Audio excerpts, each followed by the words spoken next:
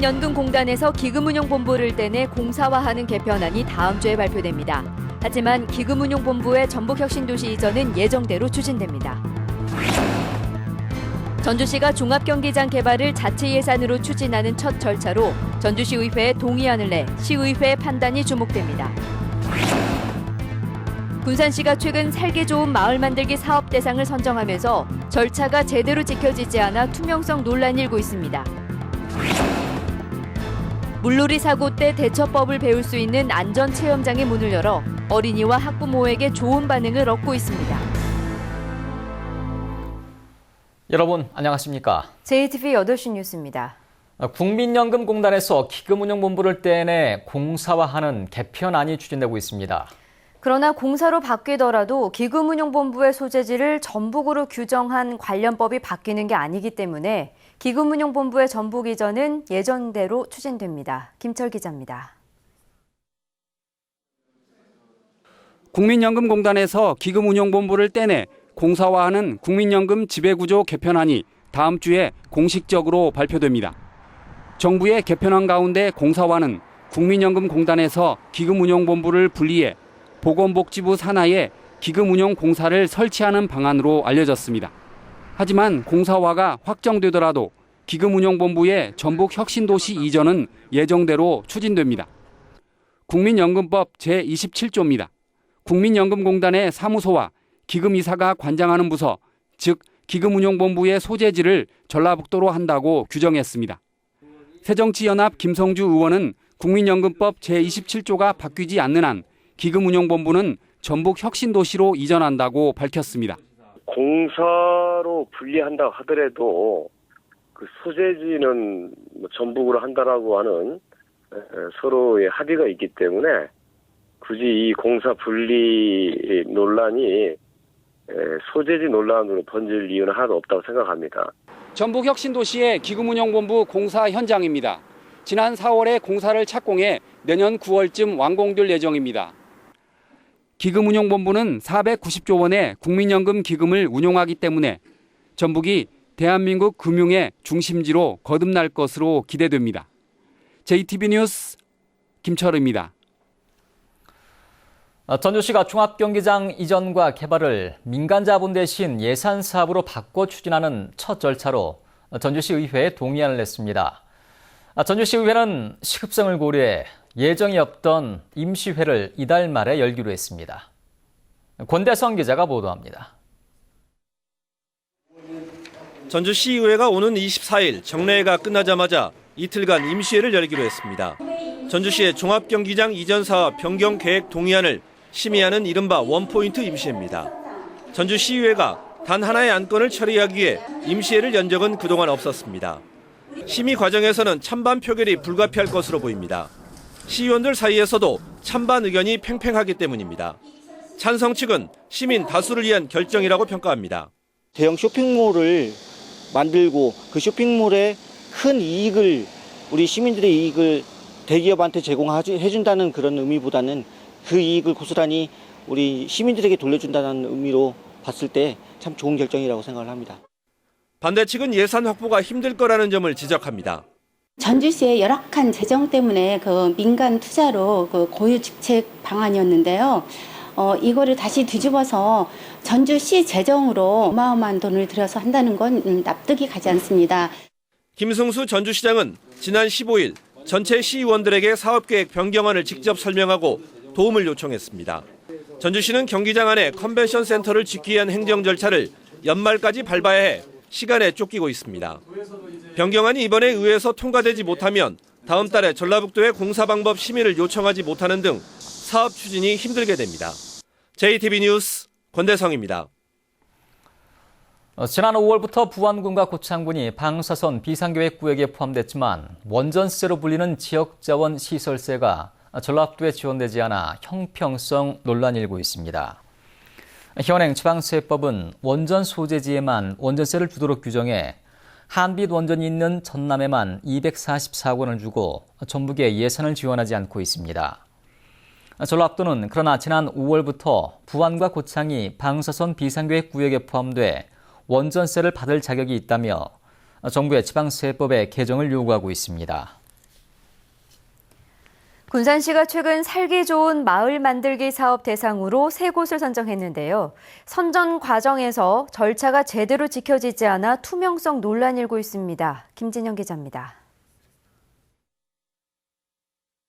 주민 참여형 명품 마을 조성 사업을 추진한 군산시가 3개 마을을 선정했습니다. 이들 마을은 2억 3천만 원을 지원받아 농촌 체험시설과 관광 안내판 등 관광시설을 꾸미게 됩니다. 그런데 한 마을이 추진 과정에서 주민 갈등으로 사업을 포기하자 군산시는 인근의 마을을 새 사업 주체로 변경했습니다. 하지만 군산시가 마을 사업 대상 지역을 다시 선정하는 과정에서 절차를 제대로 지키지 않아 논란이 일고 있습니다. 군산시가 사업을 포기하면 재공모를 통해 새로운 마을을 선정해야 하지만 이 같은 절차가 생략됐다는 겁니다. 더구나 사업을 포기한 마을의 사업 계획서에 사업 주체만 바꿔 추진위원회 심의를 통과하다 보니 적절한 심사가 이루어지지 않았다는 지적입니다. 마을 바꾸기 사업 자체는 무엇보다 가장 중요한 건 주민들의 사업 추진의 의지나 역량이 있느냐 없느냐를 판단해야 되거든요. 군산시는 일부 추진위원들의 반발이 있었지만 최종 결정 단계인 추진위원회의 심의를 거쳐 결정된 만큼 문제가 없다는 입장입니다. 추진위원회에 의해서 모든 것을 지금 거기에 그 결정에 따라서 하게끔 관련 조례가 다 돼 있어요. 그렇기 때문에 절차상 하자가 없는 겁니다. 마을 만들기 사업을 놓고 불거진 투명성 논란이 쉽게 가라앉지 않을 것으로 보입니다. JTB 뉴스 김진형입니다. 군산 페이퍼코리아 공장 이전을 촉구하는 대규모 집회가 주민 등 1000여 명이 참여한 가운데 군산시청에서 열렸습니다. 주민대책위는 공장 부근 주민들이 악취 등 환경 문제로 수십 년 동안 고통을 겪어왔는데 지역 소상공인들의 반대로 공장 이전과 부지 개발이 늦어지고 있다며 예정대로 개발 계획을 추진하라고 촉구했습니다. 하지만 군산의 영세상인들은 페이퍼코리아가 이전을 위해 대형 아울렛 입점을 추진하면서 지역 상권이 붕괴될 처지에 놓였다며 강하게 반발하고 있습니다. 본격적인 물놀이철이 시작됐습니다. 해마다 반복되는 안전사고 우려가 적지 않죠. 전국에서 처음으로 문을 연 물놀이 안전체험장이 사고 대처법을 배우는 좋은 기회가 되고 있습니다. 정원익 기자가 보도합니다. 물에 빠진 어린이가 허우적거립니다. 구조를 맡은 어린이들이 물통 등 물놀이 때 자주 쓰는 부력이 있는 물건들을 재빨리 던집니다. 막 사람이 빠졌을 때는요, 막 물에 뜨는 물건을 던져야 된다고 생각했어요. 깊은 곳에 들어가면 안 될 것 같아요.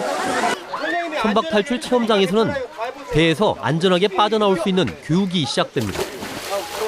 어린이들은 차례대로 뱃머리에 올라 안전한 탈출 자세로 물속에 뛰어듭니다. 계곡에서 갑자기 불어나는 급류처럼 커다란 물통에서 쏟아지는 물줄기를 온몸으로 버텨보기도 합니다. 근데 직접 해보니까 내가 이렇게 위험했을 때 직접 이런 체험을 하니까 어떤 식으로 대처를 해야 되겠다는 그런 생각을 하게 되더라고요. 그러니까 몸소 실천을 그런 걸 해보니까 아이들한테 굉장히 좋은 것 같아요. 네. 전국에서 처음으로 문을 연 물놀이 안전체험장은 물놀이 사고 때 대처할 수 있는 법을 가르칩니다. 해마다 물놀이 사고가 반복되고 있는 만큼 어린이는 물론 학부모에게도 좋은 기회입니다. 위험 상황을 극복할 수 있는 체험을 배우고요. 그다음에 부모님들은 직접 여기 참여함으로써 평상시 알지 못했던 그런 안전 사항을 배울 수 있는 9월 초까지 문을 여는 물놀이 안전체험장은 오전과 오후 하루 2차례에 운영됩니다. 체험 문의는 전북 119 안전체험관 홈페이지에서 할 수 있습니다. JTB 뉴스 정원익입니다. 자치단체의 예산 낭비를 사전에 막기 위한 예산낭비 신고센터가 홍보 부족과 무관심으로 방치되고 있습니다.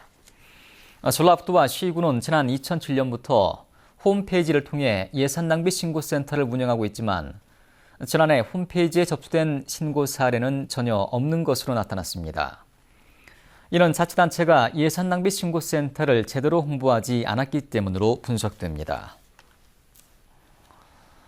뇌조직 손상을 일으키는 희귀병 크로이츠펠트 야구병 환자가 지난 2011년 이후 매년 발생하고 있지만 감염 원인이 확인되지 않고 있습니다. 전라북도는 크로이츠펠트 야구병 환자와 연관된 수술 도구나 치료 과정에서 감염 가능성을 조사하고 있지만 원인 규명이 쉽지 않다고 밝혔습니다. 전북의 크로이츠펠트 야구병 환자는 지난 2011년에 처음으로 발생한 데 이어 올해는 벌써 3명의 환자가 집계되는 등 증가 추세를 보이고 있습니다.